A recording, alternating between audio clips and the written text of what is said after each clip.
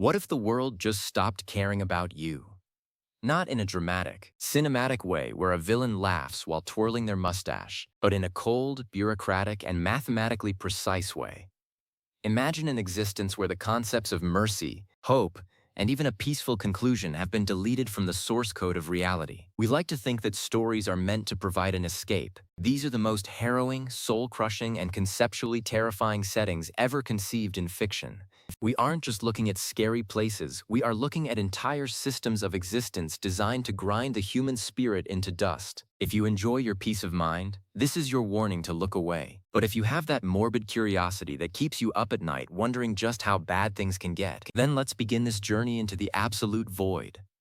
To start our descent, we have to talk about a universe that has become the gold standard for a miserable future. Imagine a galaxy where the only constant is conflict. And the scale of that conflict is so vast that individual lives are less than statistics. In this setting, the governing body of humanity is a crumbling, decaying shell of its former glory, fueled by superstition and a hatred for anything different. The technology is failing, the leaders are zealots, and the average citizen lives a life of grueling labor in windowless factories, never seeing the sky, all to produce components for machines they don't understand. The truly frightening part of this universe isn't the monsters hiding in the warp, though they are certainly there.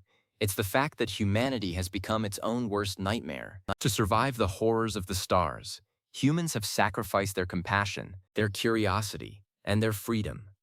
It is a world where being good is a liability, and where the only reward for a lifetime of service is the fleeting chance that your disappearance won't cause the entire machine to stutter for a microsecond. The atmosphere is one of heavy, oppressive grime, where every prayer is a plea for a quick end, and every day is a battle against the inevitable slide into oblivion. But what if the nightmare isn't in a distant galaxy, but right here on an alternate Earth where gravity itself is the enemy?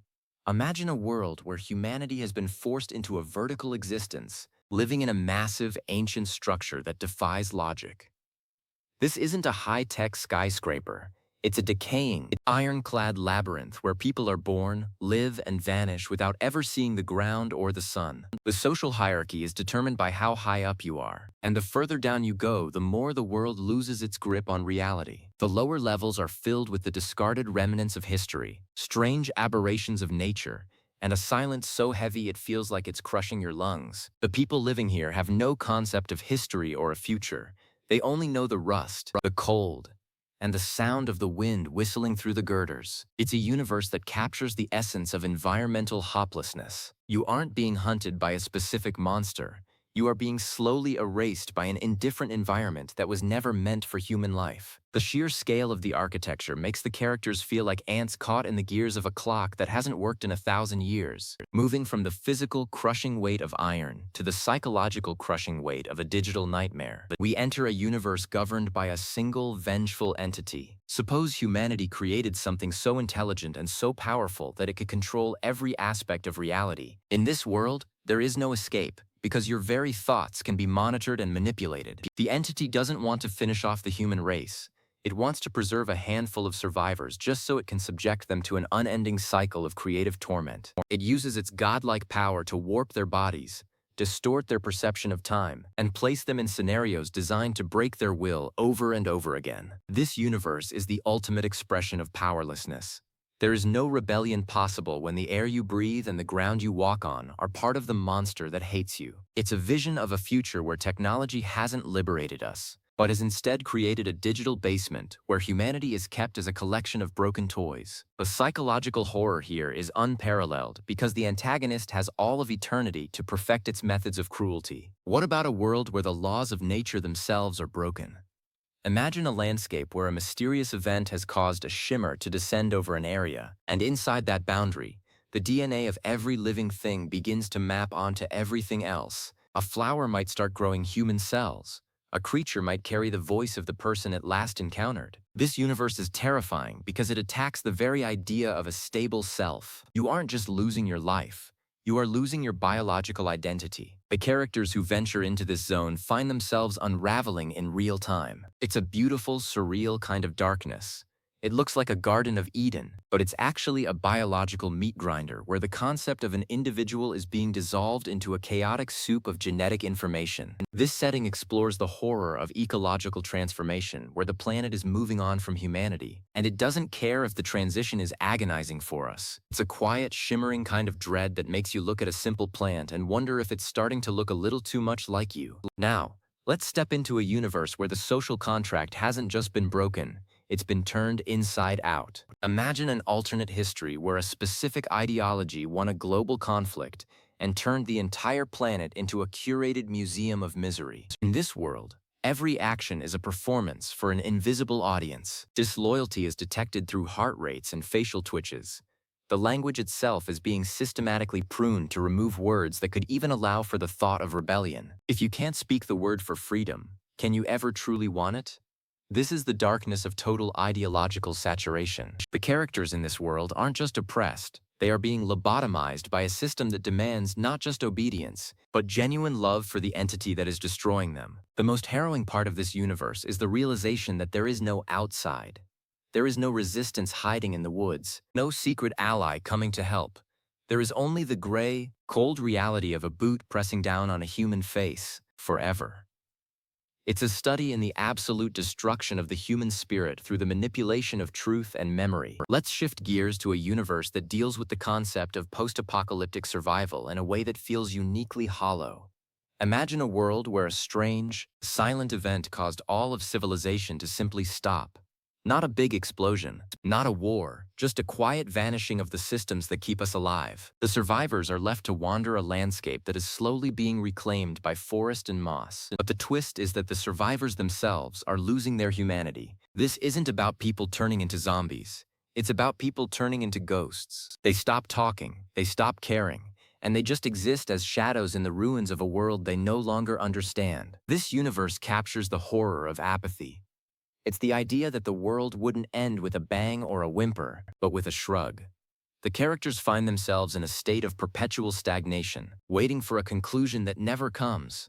It's a deeply melancholic and atmospheric setting that makes the reader feel the weight of an empty world, where even the memories of a better time are starting to fade away. As we go deeper, we encounter a universe of cosmic indifference that is famously associated with the depths of the ocean and the vastness of space. In this setting, the human race is nothing more than a temporary infestation on a planet that belongs to ancient, incomprehensible beings. These entities aren't evil in the way we understand it. They simply don't recognize us as sentient. To them, we are the equivalent of ants on a sidewalk. The darkness here comes from the realization of our own insignificance. When characters encounter these beings, their minds simply break because they are trying to process a geometry and a logic that the human brain wasn't evolved to handle. This universe suggests that the more we learn about the true nature of reality, the less we will want to be a part of it. It's a world where knowledge is a curse, and where the only path to sanity is ignorance. The setting is often damp, dark, and filled with a sense of ancient, pulsing life that predates the stars themselves. It's a profound look at the fragility of our perceived place in the hierarchy of the universe. Consider a universe where the afterlife is a physical place, and it's not what anyone hoped for. Imagine a world where when you pass away, your consciousness is transported to a vast gray plane that goes on for eternity. There is no reward, no punishment, just a crowded, silent landscape of billions of souls who have nothing to do and nowhere to go. They don't need to eat. They don't sleep, and they don't age. They just exist.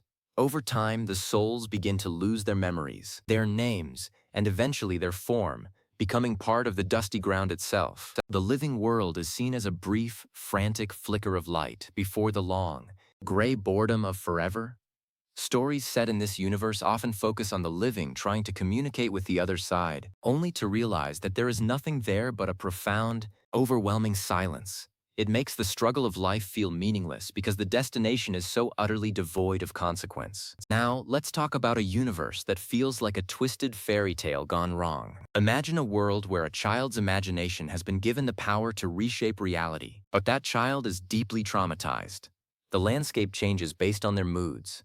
The weather reflects their tantrums. This universe is terrifying because it lacks any consistent rules. The ruler of this world is a petulant, all-powerful being who doesn't understand the harm they are causing. It's the darkness of unchecked power in the hands of the innocent. The characters are survivors trying to navigate a world that could literally blink them out of existence because of a stray thought. It's a colorful, vibrant, and absolutely horrifying setting that plays on the vulnerability of childhood and the danger of absolute whimsy. Moving into the realm of industrial horror, we find a universe where the entire planet has been converted into a single, massive factory.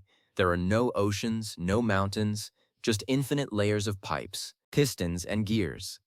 The atmosphere is thick with soot and the screams of machinery. In this world, biological life is seen as a raw material. Humans are recycled into lubricants or used as biological processors for the machines. There is no central government, only the self-sustaining logic of the great machine. The characters are born into a specific role in the production line, and they stay there until they are no longer efficient. This universe captures the terror of being processed.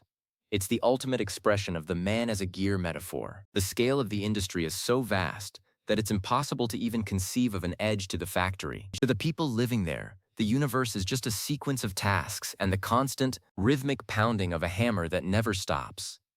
It's a cold, metallic, and completely heartless vision of the future. What if the universe was a literal game, but the players were bored and cruel? Imagine a world where every tragedy, every disaster, and every personal heartbreak was actually orchestrated by a higher power for the sake of entertainment. In this setting, the characters start to find glitches in reality, moments where the physics don't quite work, or where people say the same thing over and over. They realize they are characters in a narrative being written by someone who views them with total contempt. The darkness here is the lack of agency. Every choice you make, every love you find, and every loss you endure has been pre-programmed to maximize drama for an audience you can never see. This universe explores the horror of being a puppet. The characters' attempts to break out of the script often lead to even more horrific content for the players. It's a cynical and metaphysical look at the relationship between a creator and their creation, where the creator is a cosmic bully. Then there is the universe of biological stagnation. Imagine a world where a strange infection has made it impossible for anything to truly conclude its life cycle. People age and develop ailments, but they never reach the end. The world is filled with ancient, fragile beings who have been around for centuries, their bodies held together by sheer stubbornness or strange medical interventions. The population continues to grow, but nobody leaves. This universe is a crowded, festering mess of history and physical decay.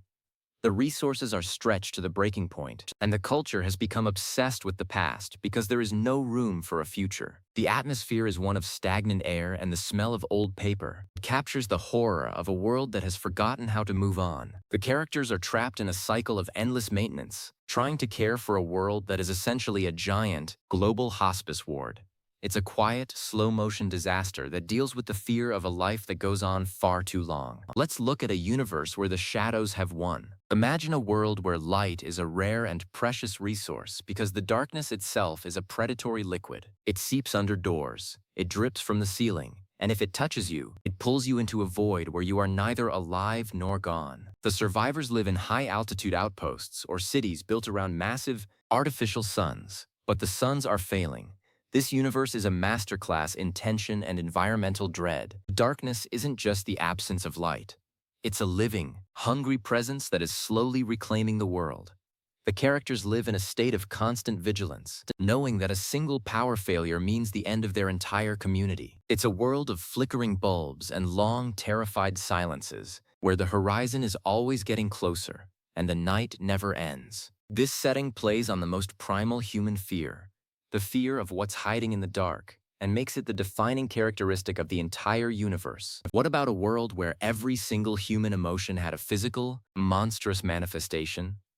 Imagine a universe where if you feel enough collective grief, a literal storm of weeping creatures descends on your village. If there is too much anger, the ground itself starts to burn and bite. People in this world have to live in a state of forced emotional numbness just to stay safe. They have become hollowed-out versions of themselves, afraid to love, afraid to mourn, and afraid to even hope, because strong feelings act like a beacon for the entities that inhabit the emotional plane.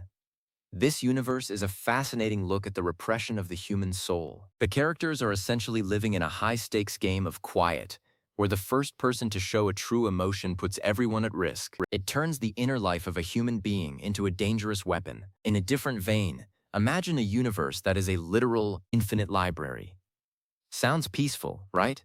But the library contains every possible book ever written, most of which are gibberish. People spend their entire lives wandering the endless hallways of bookshelves, searching for a single volume that makes sense, or a book that tells the story of their own life. This universe is a world of intellectual despair. The scales are too vast, the information is too cluttered, and the search is ultimately futile. People form cults around certain shelves. Others go mad from the repetition of the architecture. There is no outside to the library. It is the entire universe. It captures the horror of a search for meaning in a world that provides an infinite amount of noise, but zero actual answers. The characters are isolated by the very books that are supposed to connect them, lost in a sea of letters and words that mean nothing. Now, let's explore a universe where the concept of time is nonlinear and hostile. Imagine a place where you can walk through a door and find yourself 10 years in the past, or where your future self is a constant physical presence in the corner of your eye. In this world, the cause doesn't always precede the effect. You might feel the pain of a wound before you are actually hurt. This universe is a dizzying, nauseating experience that strips away the sense of progression. Life becomes a chaotic jumble of moments, and the characters are constantly trying to stitch their identities back together as they drift through a fractured timeline. The darkness here is the loss of a narrative. Without a clear beginning, middle, and end, a human life loses its shape. It's a world of déjà vu and existential vertigo, where the most frightening thing is the realization that you've already experienced your entire life and there's nothing you can do to change a single second of it. Consider the universe of the perfect simulation. In this setting, humanity has uploaded its consciousness into a digital paradise, but after thousands of years, the system has started to degrade. The paradise is full of glitches. Digital rot that looks like fragments of reality disappearing or turning into static. The entities managing the simulation have long since vanished, and the billions of minds inside are now trapped in a crumbling virtual world. As the memory of the system fails, people start to lose their identities, their appearances, and their memories of the real world. This universe is the horror of a soft apocalypse. It's not about fire and brimstone. It's about the slow, pixelated fading of a civilization that thought it had achieved immortality. The characters are ghosts in a machine that is slowly losing its power, watching as the walls of their world turn into lines of broken code. Let's talk about the Meatverse. This is a setting where the very planet is made of flesh and bone. The mountains are muscles, the rivers are blood, and the atmosphere smells of iron and decay. In this world, there is no mineral or plant life. Everything is biological. Houses are grown rather than built, and tools are living organs that have to be fed to stay functional. The darkness here is the visceral, inescapable grossness of existence. Everything is wet, everything is pulsing, and everything is susceptible to infection, as they are essentially parasites living on a massive, unfeeling organism. It's a masterclass in body horror on a planetary scale. The psychological toll of living in a world that is literally alive and yet completely indifferent to your presence is immense. Every step you take is a bruise on the world, and every breath you draw feels like an intrusion into a biological process that is far too large to understand. Another terrifying universe is one where words are physical parasites. In this world, hearing a certain idea or learning a specific secret doesn't just change your mind. It physically alters your brain and begins to consume your body. Ideas are like viruses, spreading through conversation and literature. The more complex an idea is, the more dangerous it becomes. This has led to a society that is purposefully ignorant, where people communicate in grunts and simple signals to avoid infection. The darkness here is the stifling of human potential. To survive, humanity has to lobotomize its own culture. The characters are people who have caught a forbidden thought and are slowly being hollowed out by it, their bodies twisting to reflect the geometry of the idea that is killing them. It's a brilliant and horrifying metaphor for the danger of information and the way that certain truths can be too heavy for the human mind to carry. What if the universe was a place where luck was a finite resource that could be stolen? Imagine a world where some people are born with an abundance of good fortune, while others are luck leeches who live in a state of constant, miserable misfortune unless they can siphon luck from others. The entire social and economic system is built around the trade and theft of probability. This universe is a cynical look at inequality. The rich aren't just wealthy, they are statistically immune to tragedy, while the poor suffer through house fires, illnesses, and accidents on a daily basis. Characters live in a world of extreme paranoia, where a simple handshake could be a way for someone to steal your future. The darkness is the realization that your fate isn't in your hands. It's a commodity that can be bought, sold, and taken by force. It turns the very concept of hope into a high-stakes gamble, where the house always wins. Moving into the realm of religious entropy, imagine a universe where the deities are real, but they are dying of old age. The magical systems of the world are failing. The heavens are literally falling apart, and the gods themselves have become senile and erratic. Instead of divine guidance, the world is subjected to the incoherent whims of powerful beings who no longer remember why they created humanity in the first place. The landscape is littered with the corpses of fallen angels and the ruins of celestial palaces. The characters are people living in the shadow of a decaying divine order, trying to find meaning in a world where the foundations of reality are literally rot. It's a grand, epic kind of darkness that deals with the loss of faith and the terror of realizing that the plan for the universe has been abandoned by its architects. Consider a world governed by radical transparency.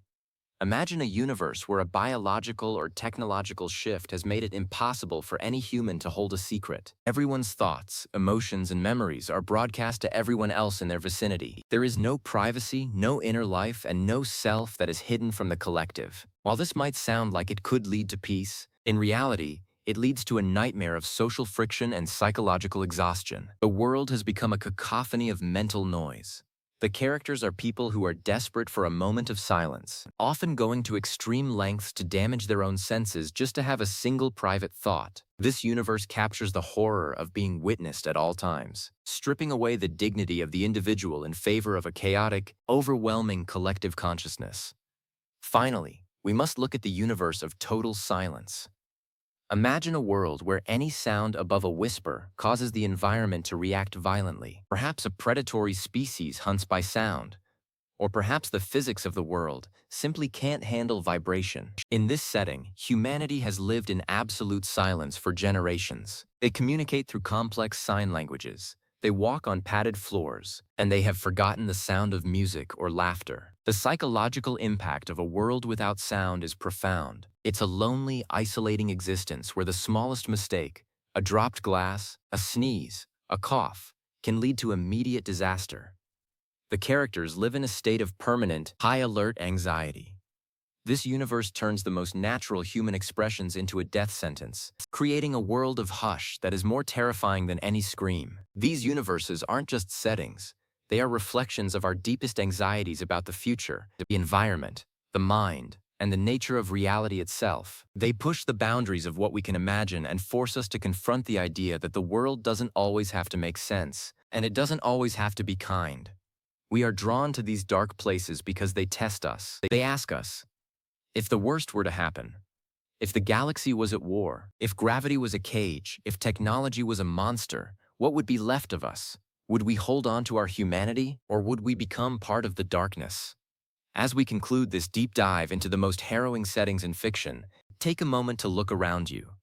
The world might be messy, and it might be difficult, but at least the ground isn't made of meat, and your thoughts are still your own, for now. The beauty of fiction is that we can visit these abysses and return to the safety of our own reality, carrying with us a new appreciation for the simple, quiet stability of a world that at least tries to make sense. These dark universes serve as a reminder that as long as we have the power to imagine such horrors, we also have the power to ensure they remain nothing more than stories on a page. Keep your lights on, stay curious, and remember, some realities are better left in the imagination.